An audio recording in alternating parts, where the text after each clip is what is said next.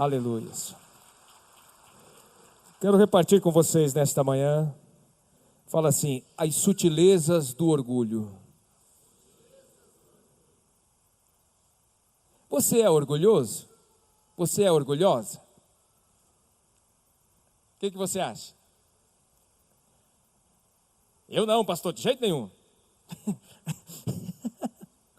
A forma como nós respondemos a esta pergunta, ela já mexe com a gente. E, queridos, eu comecei a estudar um pouquinho sobre isso. Eu tenho um devocional que eu tenho feito esse ano. Eu ganhei esse livro de presente. É um devocional para pastores, mas pensa no livro que tem abençoado a minha vida. E quando eu estava fazendo o devocional que tratava desse assunto, eu falei, meu Deus, mas esse é um assunto, ele é muito amplo, ele é muito profundo. E quando você vai buscar na palavra de Deus, amados, como a palavra de Deus fala a respeito desse assunto.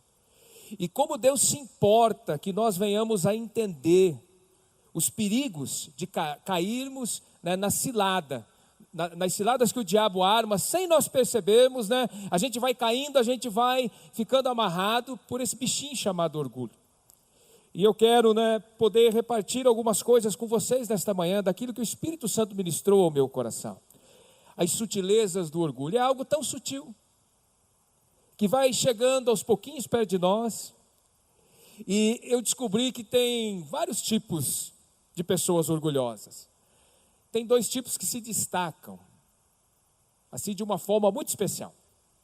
Primeiro, é aquele que só quando você bate o olho, ele não esconde, ela não esconde. Dá para você ver que o bichinho é orgulhoso mesmo.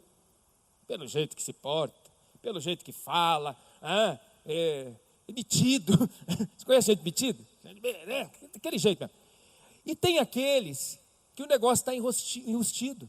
Tem um jeitinho de humilde, parece que está escutando o que você está falando, mas é orgulhoso. O orgulho está lá dentro, não se dobra de jeito nenhum. Então, amados, pensando nessas coisas, eu quero estar repartindo, né,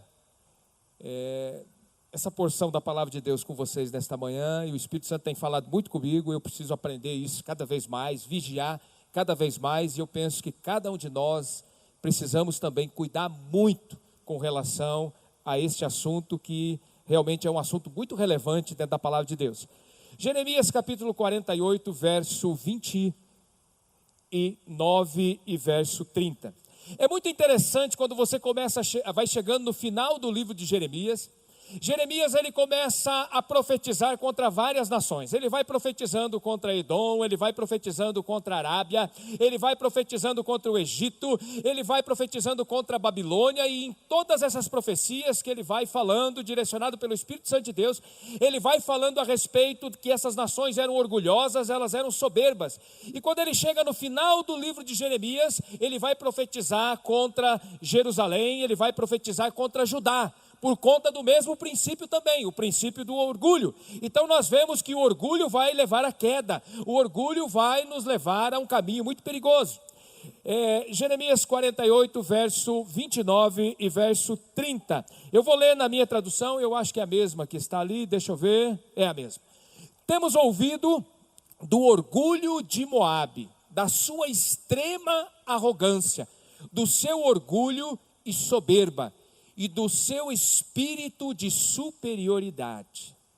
Conheço bem a sua arrogância, declara o Senhor, a sua tagarelice sem fundamento, e as suas ações que nada alcançam. Volte de novo lá no verso 29. Queridos, é muito forte isso aqui. Vamos ler de novo, gostaria que você prestasse muita atenção. Temos ouvido do orgulho de Moabe, da sua extrema arrogância, do seu orgulho e soberba, e do seu espírito de superioridade. Verso 30. Conheço bem a sua arrogância, declara o Senhor, a sua tagarelice sem fundamento e as suas ações que nada alcançam. Jeremias, ele está profetizando contra esta nação, como ele profetizou contra várias outras nações. E o que chamava a atenção nesta nação era o orgulho, a soberba, a arrogância que eles tinham. E aquilo tocou no coração de Deus de uma forma muito forte por conta daquilo que Deus estava vendo.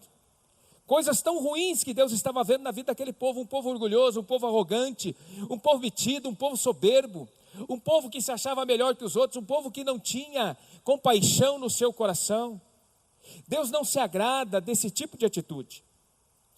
Eu quero que você caminhe comigo, volta um pouquinho, Isaías capítulo de número 37, verso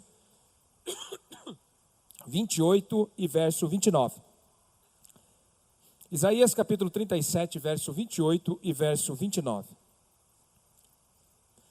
Quando nós vamos estudar esse livro de Isaías, o capítulo 36, esse texto também está em 2 Reis, lá a partir do capítulo 18. Esse texto também está em 2 Crônicas, lá a partir do capítulo 31. Você vai ver essa mesma história.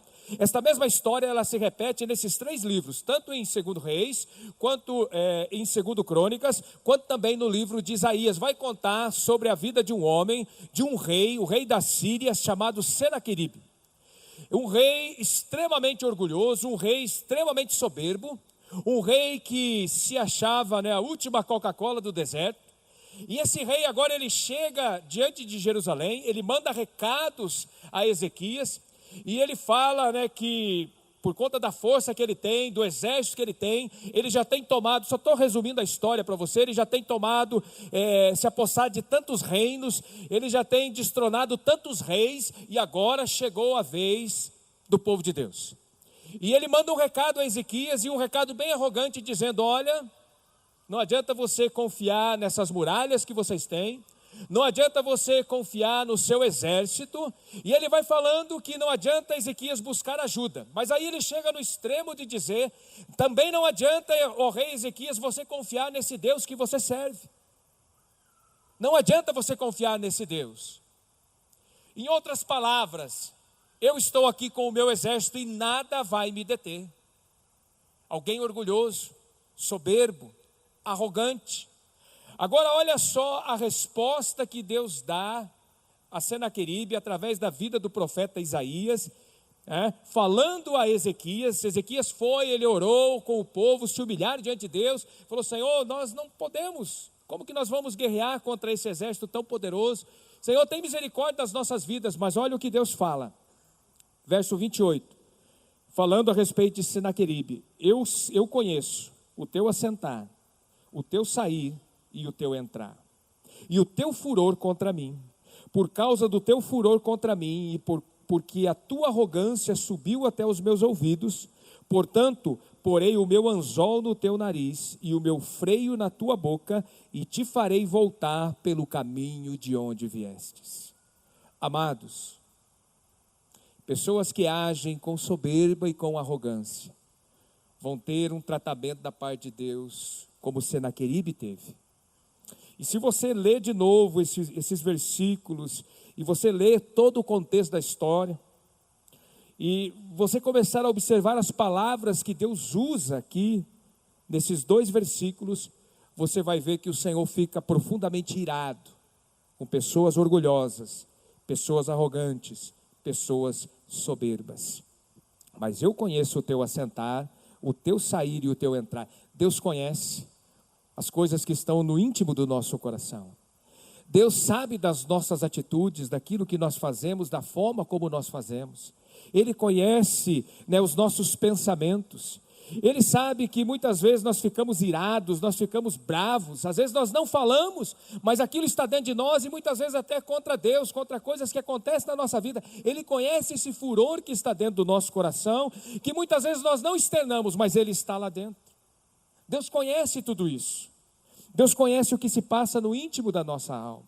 E olha só o que ele fala: portanto, porei o meu anzol no teu nariz e o meu freio na tua boca, e te farei voltar pelo caminho de onde viestes.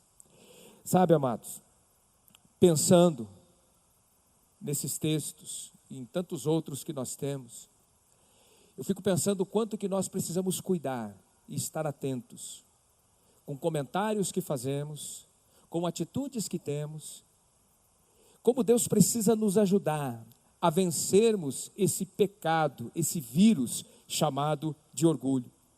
É interessante quando você começa a estudar um pouquinho sobre isso. Teve um Papa, o Papa Gregório, no século VI, ele classificou os pecados como pecados capitais.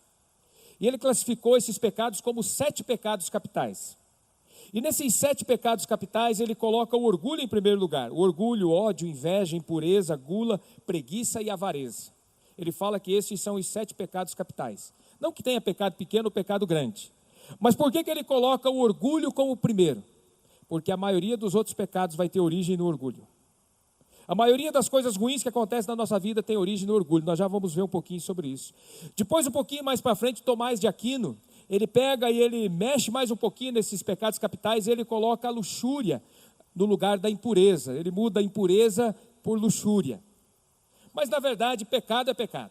Mas o que eu quero pegar é esse princípio que o Gregório usou aqui, do orgulho estar em primeiro lugar. Amados, quando nós aceitamos Jesus como Senhor e Salvador, quando nós abrimos o nosso coração e dizemos, Senhor, entra dentro do meu coração, faz morada, Senhor, nós começamos a viver uma nova vida, amém?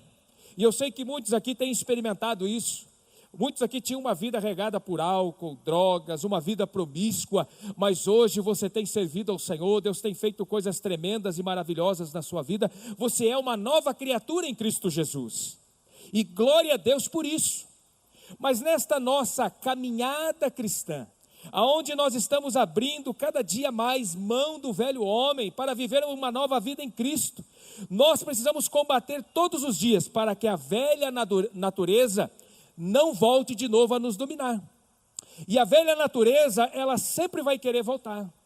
Sempre vai ter uma luta muito ferrenha, muito forte entre a nossa carne e o nosso espírito. E é por isso que nós precisamos alimentar o nosso espírito com intimidade com Deus, através da palavra de Deus, nos humilhando diante do Senhor, para que o nosso espírito esteja cada vez mais fortalecido dentro de nós, para que a palavra de Deus esteja viva dentro de nós, para que nós possamos combater a velha natureza.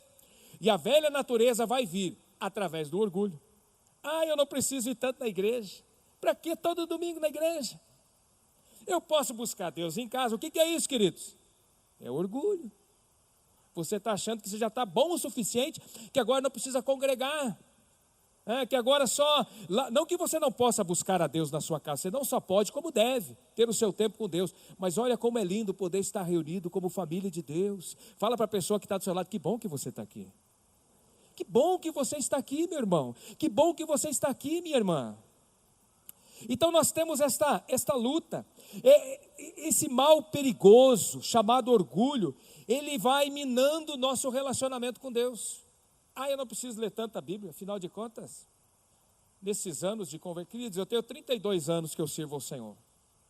Graças a Deus, eu já li algumas vezes a palavra de Deus, mais de uma dezena de vezes. Mas eu não posso ser orgulhoso, achar que eu já sei de tudo. Não, mas por que eu vou ler a palavra de Deus? Aí eu já conheço, eu já sei os textos. Isso não é orgulho? Isso é um orgulho. Pessoal do louvor, é um negócio de põe a mão no coração, põe a mão na cabeça, ergue uma mão, ergue as duas mãos. Para que isso? Quando nós ficamos questionando, a gente está sendo o quê? Orgulhoso. Eu sou melhor que os outros, eu não preciso erguer a mão. Para que eu vou pôr a mão no coração? Se a Gleise falar, põe a mão no calcanhar, põe, querido. Põe. Amados, a igreja é um lugar onde nós somos treinados também nessa questão do orgulho. Porque senão você senta aí, se nós vamos prestar um culto para Deus, nós precisamos estar em unidade. O orgulho não vai nos deixar caminhar em unidade. O orgulhoso não anda em unidade, porque ele quer andar do jeito que ele gosta de andar. As coisas precisam ser do jeito que ele gosta. Agora, pensa aqui comigo. Cá aqui entre nós. É muito mais fácil a gente ver o orgulho na vida dos outros do que na nossa vida, não é? É verdade ou não é? Gente, é muito fácil você ver orgulho na vida. Aquele irmão é orgulhoso. Irmãozinho orgulhoso. Hoje eu cheguei para os pastores, eu falei, queridos, vocês me perdoem, eu não estou de terno e gravata. A gente foi tão corrida essas semanas, eu tenho 3 camisas que elas fecham bem aqui no colarinho, para colocar gravata. E as 3 estavam sem passar, hoje de manhã que fui ver. E aí, o negócio apertando aqui, eu não consigo falar. Mas se não, por que eu já falei para os pastores? Eu sei que isso não está no coração deles. Mas se não alguém vê ali, mas os pastores está de terno e gravata, e o pastor Osni não está, mas é metido esse pastor Osni. É diferente dos outros. Então já para você não julgar, eu já estou falando. Mas às vezes não é assim, nós julgamos as pessoas. E a gente vê na vida das pessoas, mas a gente não vê na nossa vida. Isso aqui é igual chulé, você acha que não tem. É só o outro que tem. É só o outro que tem essas coisas, você não tem. Sabe, amados, e nós precisamos olhar para dentro do nosso coração. Precisamos sondar o nosso coração. Porque quando nós ficamos medindo a vida das outras pessoas, porque tem gente que vai ser mais comunicativa, vai ser mais sorridente, tem gente que vai agir de uma forma diferente, mas nós precisamos conhecer o coração das pessoas antes de levantar um julgamento sobre a vida das pessoas. Ah, aquele irmão muito orgulhoso, aquela irmã, irmãzinha orgulhosa. E nós, sem perceber, nós estamos pecando. Mas o que é orgulho? É aquela exaltação do ego, é aquela condição mental em que a pessoa se encontra, onde só ela é o certo da situação, só ela sabe das coisas. É quando começa a pensar que é superior a todo mundo, é uma autoconfiança exagerada. Por que o orgulho, ele precede a queda? Olha só o que Provérbios fala, capítulo 16, verso 18. O orgulho vem antes da destruição. A Bíblia está dizendo que o orgulho precede a quase todos os pecados. Ele leva à destruição. Por isso que o sábio fala no livro de Provérbios que o orgulho, ele precede a queda. Através do orgulho, os outros pecados vão começar a entrar na nossa vida.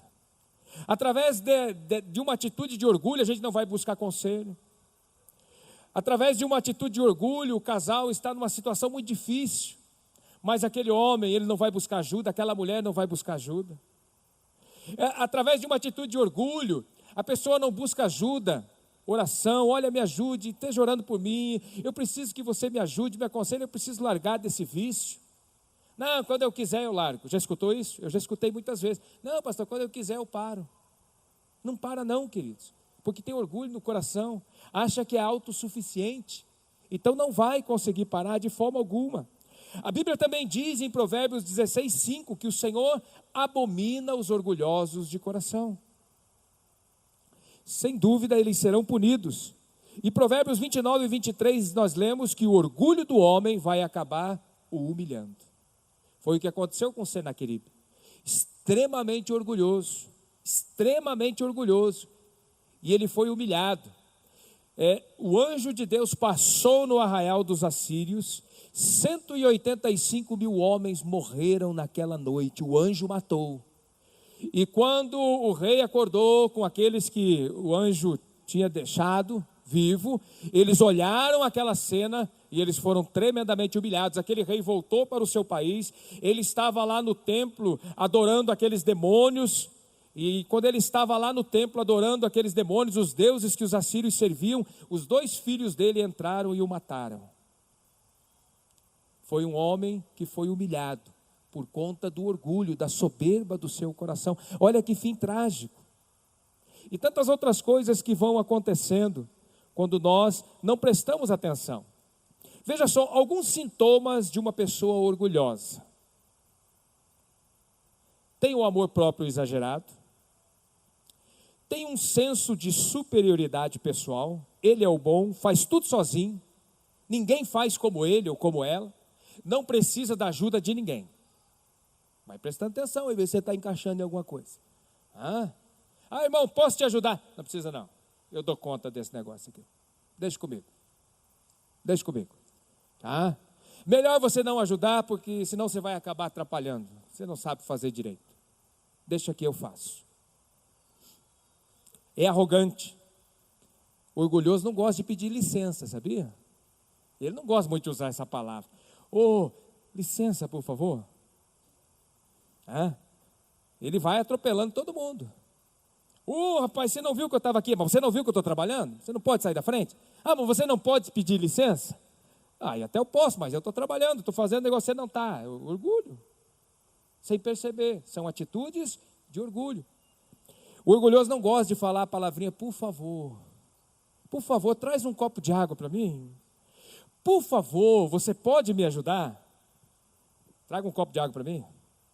Ei, faz aquilo lá. Ele dá ordens.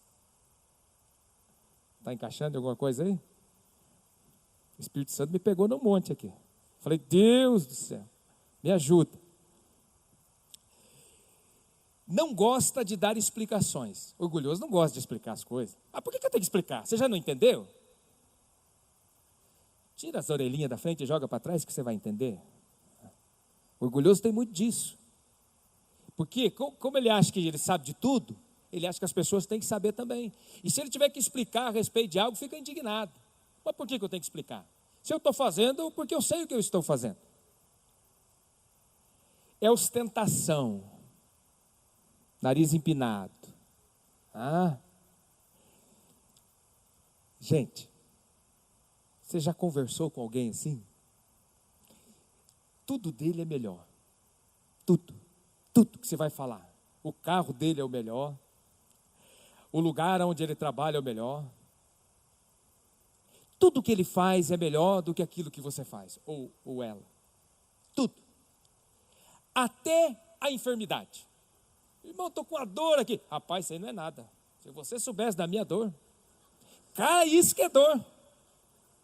Por incrível que pareça, eu conheço pessoas assim. Eu conheço. Não, isso aí não é nada. Isso aí logo passa. Se você soubesse o que eu tenho passado. Ele tem orgulho até da enfermidade que ele tem. Da dor que ele tem. É impressionante, queridos. Essa dor de cabeça, não, isso aí não, se você soubesse a enxaqueca que eu tenho, rapaz, não, esse carocinho aí não é nada, mas eu estou com um tumor aqui, rapaz, o negócio está grande. Gente, eu conheço pessoas assim, impressionante. Pastor, mas isso é orgulho? Eu não sei, mas é parecido, porque o dele é melhor.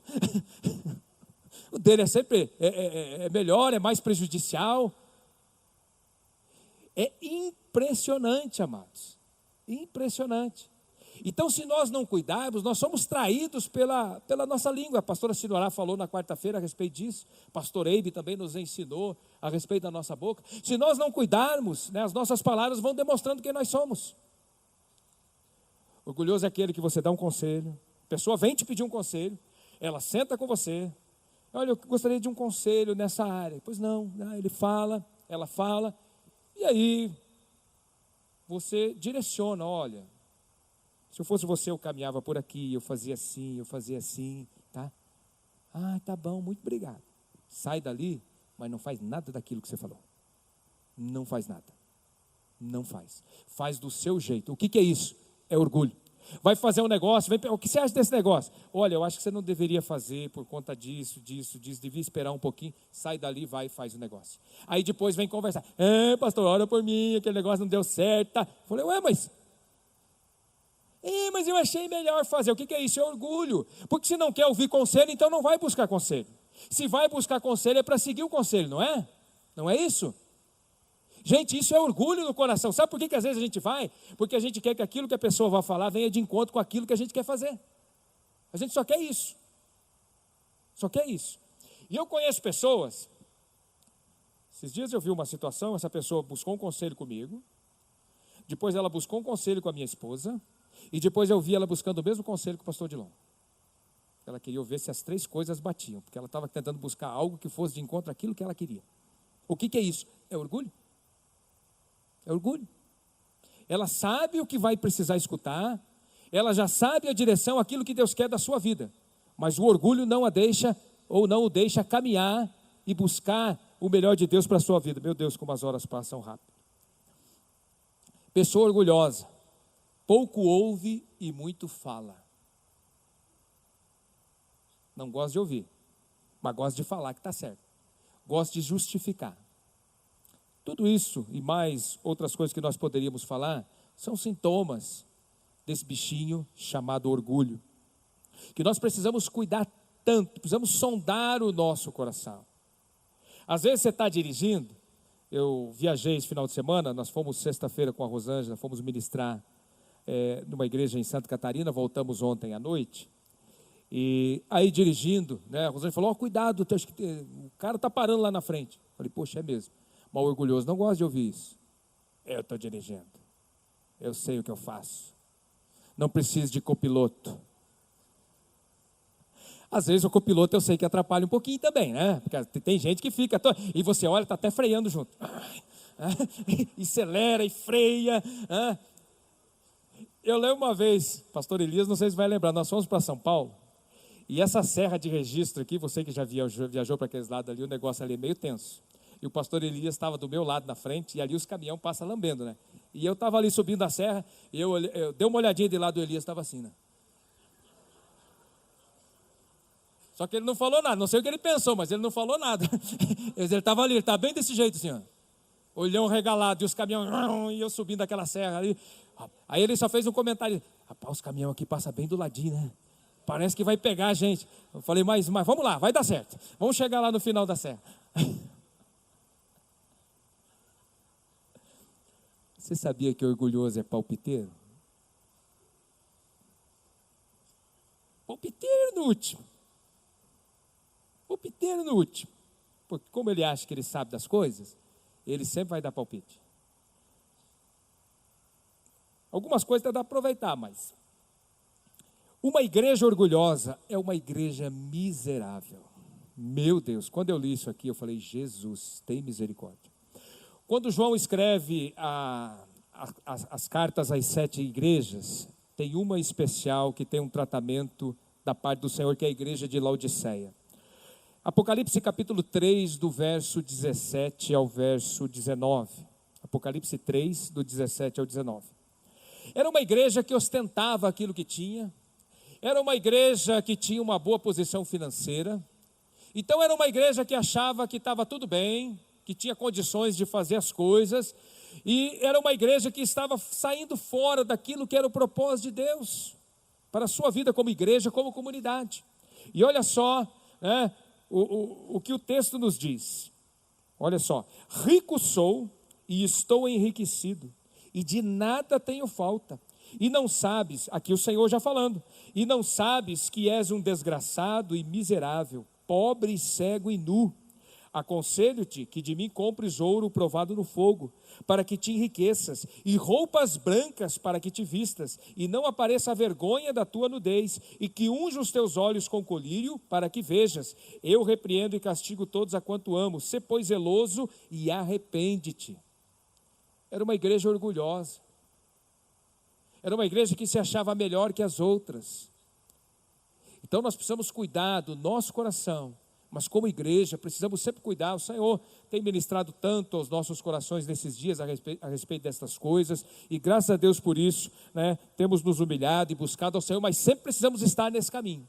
O caminho do arrependimento, o caminho da humilhação, o caminho da dependência de Deus. Isso vai nos aproximar cada vez mais de Deus. A igreja tem crescido, a igreja tem prosperado, mas a igreja nunca pode se esquecer de quem tem cuidado da igreja, de quem tem abençoado a igreja. Porque Deuteronômio 8:18 diz assim: antes te lembrarás do Senhor teu Deus, que é Ele que te dá forças para adquirir riquezas. Se você tem prosperado, Deus tem te abençoado, você não pode se gloriar na sua própria força. Ah não, porque eu sou inteligente, porque eu estudei, isso aqui é fruto do meu trabalho. E na verdade é fruto do seu trabalho, do seu esforço, mas por conta da bênção de Deus. Porque sem a bênção de Deus você vai morrer trabalhando e não vai conquistar nada. Mas o que Deuteronômio está falando? Que é o Senhor, que é para nós nos lembrar do Senhor nosso Deus, porque é Ele que nos dá força para adquirir riqueza. Se você tem prosperado, é por conta da bênção de Deus. Se a igreja tem prosperado, se a igreja Shalom tem sido abençoada, é por conta da bênção e da presença de Deus. Aleluias! E precisamos continuar nesse caminho, para que a igreja continue crescendo, para que a igreja continue prosperando, abrindo outras igrejas e cumprindo o propósito pelo qual o Senhor tem nos constituído como igreja neste lugar. Nunca podemos nos esquecer que tudo o que fazemos é para a honra e é para a glória do nome do Senhor Jesus. Tudo o que vier nas nossas mãos, nós vamos dar o nosso melhor, porque estamos fazendo para o Senhor e não para o homem. Queridos, esse negócio do orgulho é tão forte, que a raiz de tudo isso foi lá no coração de Lúcifer. Começou com ele. Ele estava lá no meio de toda, aquela maravilha, adorando a Deus junto com os outros anjos. Ele tinha uma posição em meio a tudo aquilo, ele tinha responsabilidades, mas agora esse ser, que foi criado para glorificar o Criador, ele se acha melhor que o Criador, e ele quer tomar o lugar do Criador. Orgulho. O orgulho começou no coração de Lúcifer, e ele foi, você conhece a história, você sabe, ele foi expulso lá do céu, ele saiu daquele lugar. Ezequiel 28:17, elevou-se o teu coração por causa da tua formosura, corrompestes a tua sabedoria por causa do teu resplendor, por terra te lancei, diante dos reis te pus para que olhem para ti. Isaías 14:12-14, como caístes do céu, ó estrela da manhã, filha da alva, como fostes lançado por terra, tu que debilitavas as nações, e tu dizias no teu coração, eu subirei ao céu e acima das estrelas de Deus, exaltarei o meu trono, e no monte da congregação me assentarei, da banda dos lados do norte, subirei acima das mais altas nuvens, e serei semelhante a quem? Ao Altíssimo. Esse é o coração, era o coração, e é o coração do diabo, de Lúcifer, um coração extremamente orgulhoso. O orgulho é maligno, fala após mim, o orgulho é maligno. E é por isso que é uma luta tão grande. E esse negócio, ele tenta se aproximar de nós de uma forma muito sutil, sem nós percebermos. Por isso que no seu tempo com Deus, nos seus momentos de oração, sempre esteja pedindo que o Espírito Santo te ajude a identificar áreas da sua vida onde o orgulho tem entrado. E com certeza você vai encontrar. Você vai encontrar áreas da sua vida onde o orgulho tem tentado entrar, e talvez ele já tenha avançado, já tenha ganhado um bom terreno. Então nós precisamos estar sempre vigiando e cuidando, para que esse negócio, ele não faça parte das nossas vidas. Nós vamos precisar lutar todos os dias. A luta contra o pecado, a luta contra o orgulho é uma luta diária. É uma luta diária, onde nós vamos ter que cuidar muito da nossa mente e dos nossos lábios. Da nossa mente por conta dos pensamentos e daquilo que sai da nossa boca. Porque aquilo que sai da nossa boca vai nos denunciar diante dos homens, mas os nossos pensamentos, que os homens não leem, mas Deus está lendo, e Ele sabe o que se passa na sua mente, Ele sabe o que se passa no seu coração. Olha só o rei Herodes, Atos capítulo 12, verso 23, o povo clamava, voz de Deus e não de homem, e Deus o feriu, e foi comido de bicho, porque não deu glórias a Deus. Se nós formos olhar dentro da palavra de Deus, nós temos tantos exemplos de homens e mulheres extremamente orgulhosos. Naamã foi um homem extremamente orgulhoso, alguém que estava acometido de uma lepra, né? Esse texto, né, de Naamã, ele está lá em 2 Reis, capítulo 5, alguém que foi acometido de uma lepra, e agora uma moça usada por Deus, fala para a esposa de Naamã, se o meu senhor estivesse lá no meio do povo, né, do povo de Deus, lá tem um homem que é tremendamente usado por Deus, e com certeza esse homem iria orar a Deus, e Naamã seria curado. O que Naamã faz? Orgulhoso, ele ostentava uma posição que ele tinha, ele vai diante do rei, e ele fala para o rei, escreve uma carta, e manda ao rei de Israel, dizendo que eu estou indo para lá, e que o rei tem que me curar, vai ter que dar um jeito, porque diz que lá tem alguém que cura. E o seu rei manda uma carta para o rei de Israel, dizendo, estou mandando aí Naamã, o meu servo, né, homem valente, valoroso, e ele precisa ser curado. O rei entrou em desespero, falou, meu Deus, eu não sou médico, como que eu vou curar esse homem? Esse rei quer arrumar uma situação para fazer uma guerra, para invadir a nossa nação, só pode. Mas o profeta diz, manda esse homem vir até mim, manda ele vir até onde eu estou. E, gente, Deus trata com o orgulhoso. Naamã chega, primeiro o rei não pôde resolver a situação dele, ele vai procurar as autoridades eclesiásticas. Sabe, você precisa de uma, poxa, eu gostaria que alguém orasse por mim. Mas tem que ser, só se for o pastor Lourenço. Se não for pastor Lourenço, se não for pastor Antônio, tem que ser pastor. Tem que ser pastor. Ainda mais está de gravata hoje, aí a oração é diferente. Tem que ser pastor. E está passando um irmão, uma irmã que tem uma vida com Deus, tem intimidade com Deus, e a pessoa às vezes passa do lado e diz assim: Deus tocou no meu coração que eu preciso orar com você, eu não sei o que é. Deus já está revelando que Deus quer usar aquela pessoa. E a pessoa, ela às vezes não fala, mas ela pensa: não, mas pode orar, não tem problema. Mas eu preciso mesmo de uma oração de um pastor, senão não vai resolver. E Deus está sondando o coração, Deus está vendo o que se passa. Não é quem vai orar, mas é a fé que está dentro do seu coração, é a fé daquela pessoa que está buscando a Deus. É isso que vai fazer a diferença, meu irmão, minha irmã. Eu já contei para vocês, eu lembro uma vez de um abençoado desses, que todo mundo quer receber oração, e eu também entrei na fila, porque eu sou igual a você. Falei: eu também quero, né? Gente, que frustrante. Quando chegou a minha vez, só colocou a mão na minha cabeça assim: seja abençoado. Vem o próximo. Falei: uai, mas eu achei que ia fumegar um negócio aqui, que ia acontecer. Porque Deus, Ele age, Ele faz, queridos, do jeito que Ele quer. Não é por conta de uma oratória bonita, não, é Deus, Ele move do jeito que Ele quer. Mas nós não entendemos estas coisas. E Naamã não entendia isso. E é tão interessante que o profeta nem sai para receber ele, porque Deus primeiro queria tratar no orgulho dele. Eliseu falou: vai lá, Geazi, fala para ele ir lá no Jordão, mergulhar 7 vezes lá, que vai resolver o problema dele. E Geazi sai lá, falou: Naamã, o negócio é o seguinte, o meu senhor aí, o profeta, ele falou que é para você ir lá no Rio Jordão, você dá 7 mergulhos lá, que o seu problema vai ser resolvido, viu? Tá? Deus te abençoe, eu tenho mais o que fazer. O cara ficou indignado. Mas como é que pode a posição que eu tenho? Sou recebido desse jeito. E aí tinha um dos servos, gente, que bom quando a gente tem pessoas que são sensíveis àquilo que Deus quer fazer e estão do nosso lado. Um dos servos falou: mas, meu senhor, a gente veio de tão longe. E eu acho que ele estava pensando também: esse homem é orgulhoso, esse homem é bravo, e essa viagem de volta agora vai ser uma desgraça.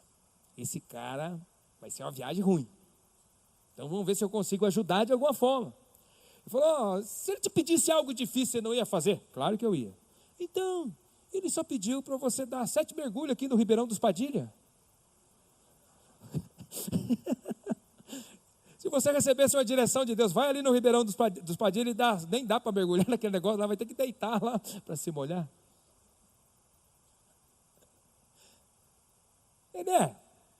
Pensando por esse lado, você tem razão. Aí ele foi. E você conhece a história. Ele só foi curado no último mergulho. No último. Porque Deus queria quebrar o orgulho que estava dentro do coração daquele homem. O que Deus tem te pedido nesses dias, e que você não tem feito, você tem questionado, você tem brigado com Deus, mas você sabe que é de Deus, que Ele te pediu para fazer e você não tem feito. E por conta disso, você ainda não recebeu aquilo que Deus quer te dar, aquilo que Deus quer fazer na sua vida.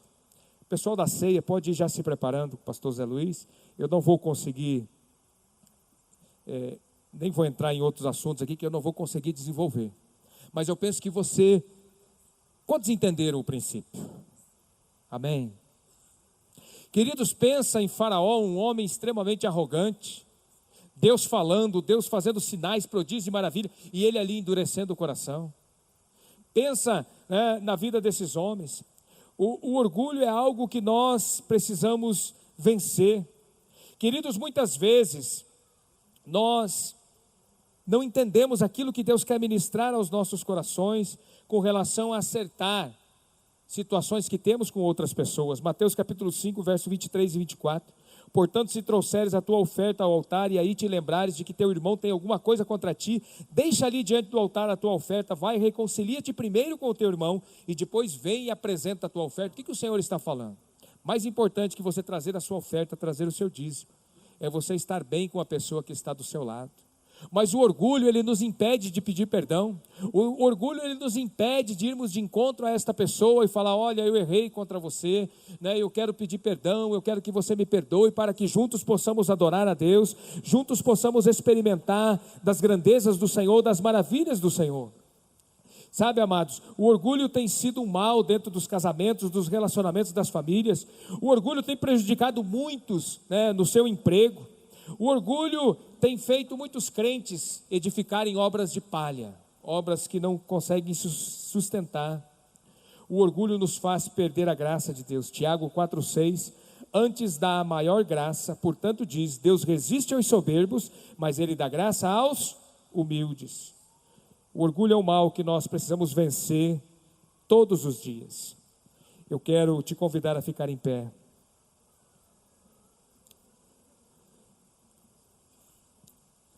Primeira Pedro 5,6 diz, humilhai-vos, pois, debaixo da potente mão de Deus, para que ao seu tempo Ele vos exalte.